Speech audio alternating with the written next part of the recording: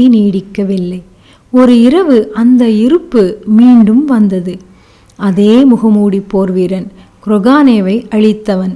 கிராமங்கள் மீண்டும் எரிந்தது. ரென் அவனை பார்த்தான். அவனது உடல் உறைந்து போனது. ஆனால் இந்த முறை ரென் ஓடவில்லை. ஏன் என்று கேட்டான். அந்த போர் வீரன் சொன்னான், உன் மக்கள் மிகுந்த சக்தி கொண்டவர்கள். அவர்கள் உலகத்தை மாற்ற முடியும். அதனால் அவர்கள் அழிக்கப்பட வேண்டும் என்றான். ரென் கேட்டான், அப்படியானால் நான்? நீ கடைசி துணுக்கு. போர் தொடங்கியது. நெருப்பு மோதியது, வேகம் மோதியது, பூமி குலுங்கியது. ரென் முழு சக்தியுடன் போராடினான். ஆனால் மீண்டும் கட்டுப்பாட்டை இழந்தான். அதே தவறு, அதே குழப்பம். அந்த நேரம் நிறுத்து என்று ஹிகாரியின் குரல் கேட்டது.